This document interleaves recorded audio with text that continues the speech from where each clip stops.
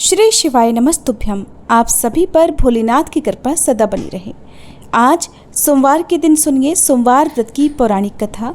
उससे पहले हम सब मिलकर भगवान शिव की स्तुति करते हैं। भगवान शिव की स्तुति का वर्णन स्कंद पुराण के कुमारिका खंड में किया गया है, जिसमें स्कंद भगवान के द्वारा भोलेनाथ की स्तुति की गई है। स्कंद जी बोले, जो सब प्रकार के रोग शोक से रहित हैं, उन कल्याण स्वरूप भगवान शिव को नमस्कार है। जो सबके भीतर मन रूप से निवास करते हैं, उन भगवान शिव को नमस्कार है। संपूर्ण देवताओं से पूजित भगवान शंकर को नमस्कार है। भक्त जनों पर निरंतर कृपा करने वाले आप भगवान महेश्वर को नमस्कार है। सबकी उत्पत्ति के कारण भगवान भव को नमस्कार है। भगवान आप भव के उद्धव अर्थात संसार के सृष्टा हैं, आपको नमस्कार है। कामदेव का विध्वंस करने वाले आपको नमस्कार है। आप गूढ़ भाव से महान व्रत का पालन करने वाले हैं, आपको नमस्कार है। आप माया रूपी गहन वन के आश्रय हैं अथवा सबको आश्रय देने वाला आपका स्वरूप योग माया समावृत होने के कारण दुर्बोध है, आपको नमस्कार है। प्रलय काल में जगत का संहार करने वाले सर्व नामधारी आपको नमस्कार है। शिव रूप आपको नमस्कार है। आप पुरातन सिद्ध रूप हैं, आपको नमस्कार है। काल रूप आपको नमस्कार है। आप सबकी कलना अर्थात गणना करने वाले होने के कारण काल नाम से प्रसिद्ध हैं, आपको नमस्कार है। आप काल की कला का अतिक्रमण करके उससे बहुत दूर रहते हैं, आपको नमस्कार है। आप स्वाभाविक ऐश्वर्य से संपन्न हैं, आपको नमस्कार है। आप अप्रमेय महिमा वाले वृषभ तथा महासमृद्धि से संपन्न हैं, आपको नमस्कार है। आप सबको शरण देने वाले हैं, आपको नमस्कार है। आप ही निर्गुण ब्रह्म हैं, आपको नमस्कार है। आपके अनुगामी सेवक भयानक गुण संपन्न हैं, आपको नमस्कार है। नाना भुवनों पर अधिकार रखने वाले आपको नमस्कार है। भक्तों को मनोवांछित फल प्रदान करने वाले आपको नमस्कार है। भगवान आप ही कर्मों का फल देने वाले हैं, आपको नमस्कार है। आप ही सबका धारण पोषण करने वाले धाता तथा उत्तम कर्ता हैं, आपको सर्वदा नमस्कार है। प्रभु आपके अनंत रूप हैं, आपका कोप सबके लिए असह्य है, आपको सदैव नमस्कार है। आपके स्वरूप का कोई माप नहीं हो सकता, आपको नमस्कार है। वृषभेंद्र को अपना वाहन बनाने वाले आप भगवान महेश्वर को नमस्कार है। आप सुप्रसिद्ध महाऔषध रूप हैं, आपको नमस्कार है। समस्त व्याधियों का विनाश करने वाले आपको नमस्कार है। आप चराचर स्वरूप सबको विचार तत्व निर्णायित्मिकता शक्ति देने वाले कुमार नाथ के नाम से प्रसिद्ध तथा परम कल्याण स्वरूप हैं, आपको नमस्कार है। प्रभु आप मेरे स्वामी हैं, संपूर्ण भूतों के ईश्वर और महेश्वर हैं। आप ही समस्त भोगों के अधिपति हैं। वाणी बल और बुद्धि के अधिपति भी आप ही हैं। आप ही क्रोध और मोह पर शासन करने वाले हैं। पर और अपर अर्थात कारण और कार्य के स्वामी भी आप ही हैं। सबकी हृदय गुहा में निवास करने वाले परमेश्वर तथा मुक्ति के अधीश्वर भी आप ही हैं, आपको नमस्कार है। भगवान स्कंद के द्वारा इस प्रकार स्तुति किए जाने पर भगवान शिव ने कहा कि जो लोग सायंकाल और प्रातःकाल पूर्ण भक्ति पूर्वक तुम्हारे द्वारा की हुई इस स्तुति से मेरा स्तवन करेंगे, उनको जो फल प्राप्त होगा उसका वर्णन करता हूँ, सुनो। उन्हें कोई रोग नहीं होगा, दरिद्रता भी नहीं होगी तथा प्रियजनों से कभी वियोग भी नहीं होगा, और वे इस संसार में दुर्लभ भोगों का उपभोग करके मेरे परम धाम को प्राप्त करेंगे। इस प्रकार श्री स्कंद महापुराण के कुमारिका खंड में शिव स्तुति संपूर्ण हुई। अब सुनिए सोमवार व्रत कथा। पौराणिक कथा के अनुसार किसी नगर में एक साहूकार रहता था। उसके घर में धन की कोई कमी नहीं थी, लेकिन उसकी कोई संतान नहीं थी, जिस कारण वह बेहद दुखी था। पुत्र प्राप्ति के लिए वह भगवान शिव की पूजा करता, हर सोमवार व्रत रखता और पूरी श्रद्धा के साथ मंदिर में जाकर भगवान शिव और माता पार्वती की पूजा किया करता। उसकी भक्ति देखकर एक दिन माँ पार्वती प्रसन्न हो गई और भगवान शिव से उस साहूकार की मनोकामना पूर्ण करने का आग्रह करने लगी। देवी पार्वती की इच्छा सुनकर भगवान शिव ने कहा, हे पार्वती, इस संसार में हर प्राणी को उसके कर्मों के अनुसार फल मिलता है और जिसके भाग्य में जो हो उसे भोगना ही पड़ता है।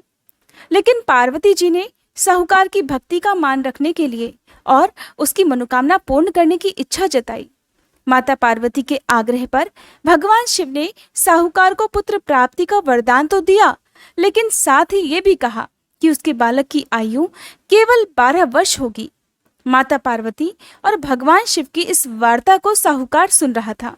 उसे सुनकर ना तो इस बात की खुशी हुई और ना ही दुख, बल्कि वह तो पहले की तरह ही भगवान शिव की पूजा करता रहा। कुछ समय के बाद साहूकार के घर एक पुत्र का जन्म हुआ। जब वह बालक 11 वर्ष का हुआ तो उसे पढ़ने के लिए काशी भेज दिया गया। साहूकार ने पुत्र के मामा को बुलाकर उन्हें बहुत सारा धन दिया और कहा कि तुम इस बालक को काशी विद्या प्राप्त कराने के लिए लेकर जाओ। रास्ते में यज्ञ कराते हुए जाना। जहां भी यज्ञ कराओ वहां पर ब्राह्मणों को भोजन कराकर दक्षिणा देते हुए ही आगे जाना। दोनों मामा भांजे इसी तरह यज्ञ कराते और ब्राह्मणों को दान दक्षिणा देते देते काशी की ओर चल पड़े। रास्ते में एक नगर पड़ा जहां उस दिन नगर के राजा की कन्या का विवाह था। लेकिन जिस राजकुमार से उसका विवाह होने वाला था वह राजकुमार एक आंख से काना था। राजकुमार के पिता ने अपने पुत्र के काना होने की बात को छुपाने के लिए एक चाल सोची। साहूकार के पुत्र को देखकर उसके मन में एक विचार आया। उसने सोचा क्यों न इस लड़के को दूल्हा बनाकर राजकुमारी से विवाह करा दूं।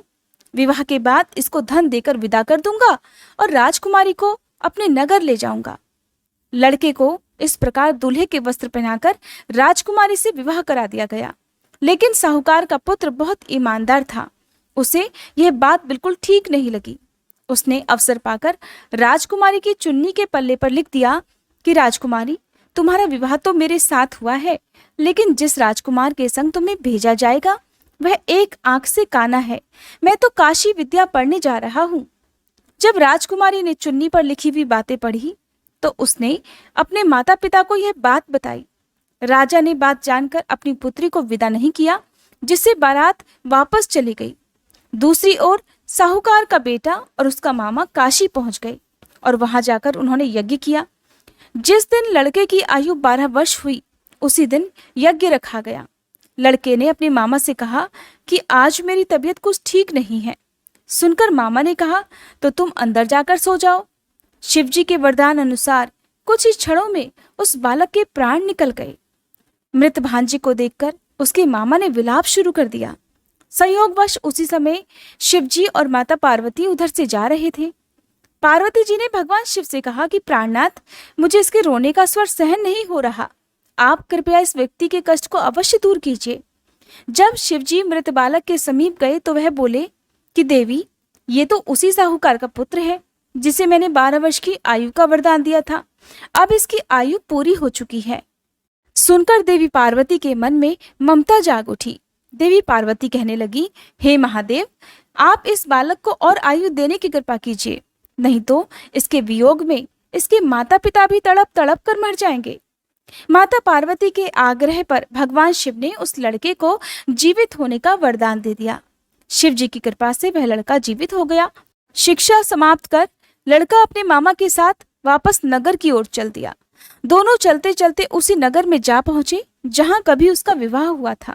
उस नगर में भी उन्होंने यज्ञ का आयोजन किया। उस लड़के के ससुर ने उसे पहचान लिया और महल में ले जाकर उसकी खूब आवभगत की और अपनी पुत्री को धूमधाम से विदा कर दिया। इधर भूखे प्यासे रहकर साहूकार और उसकी पत्नी अपने बेटे के आने की प्रतीक्षा कर रहे थे। उन्होंने निश्चय कर रखा था कि अगर उन्हें अपने बेटे की मृत्यु का समाचार मिला तो वे भी प्राण त्याग देंगे। परंतु अपने बेटे के जीवित होने का समाचार पाकर वे बेहद प्रसन्न हुए। उसी रात भगवान शिव ने व्यापारी के स्वप्न में आकर कहा, हे श्रेष्ठी, मैंने तेरे सोमवार के व्रत करने और व्रत कथा सुनने से प्रसन्न होकर तेरे पुत्र को लंबी आयु प्रदान की है। इस प्रकार जो कोई सोमवार व्रत करता है या कथा सुनता और पढ़ता है, उसके सभी दुख महादेव की कृपा से दूर हो जाते हैं और समस्त मनोकामनाएं भी पूर्ण हो जाती हैं। प्रेम से बोलिए भोले शंकर भगवान की जय, माता पार्वती की जय। कथा समाप्त। अब सुनिए भगवान शिव की आरती। जय शिव ओंकारा स्वामी जय शिव ओंकारा। ब्रह्मा विष्णु सदाशिव ब्रह्मा विष्णु सदाशिव अर्धांगी धारा। ओम जय शिव ओंकारा। एकानन चतुरानन पंचानन राजे स्वामी पंचानन राजे। हंसानन गरुड़ासन हंसानन गरुड़ासन वृषवाहन साजे। ओम जय शिव ओंकारा। दो भुज चारु चतुर्भुज 10 भुज अति सोहे स्वामी 10 भुज अति सोहे। त्रिगुण रूप निरखता त्रिगुण रूप निरखता त्रिभुवन जन मोहे। ओम जय शिव ओंकारा। अक्षमाला वनमाला रुंडमाला धारी स्वामी रुंडमाला धारी। चंदन मृग मद सोहे चंदन मृग मद सोहे भाले शशिधारी। ओम जय शिव ओंकारा। श्वेतांबर पीतांबर बाघांबर अंगे स्वामी बाघांबर अंगे।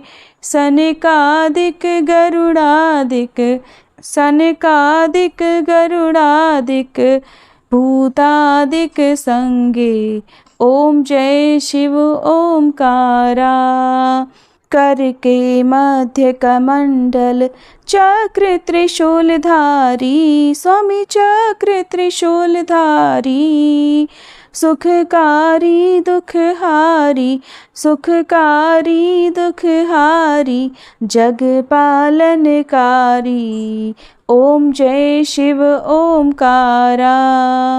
ब्रह्मा विष्णु सदाशिव जानत अविवेका स्वामी जानत अविवेका। प्रणवाक्षर में शोभित प्रणवाक्षर में शोभित ये तीनों एका।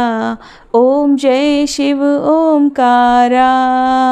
त्रिगुण स्वामी जी की आरती जो कोई नर गावे स्वामी जो कोई नर गावे। कहत शिवानंद स्वामी रटत भोलानंद स्वामी सुख संपत्ति पावे।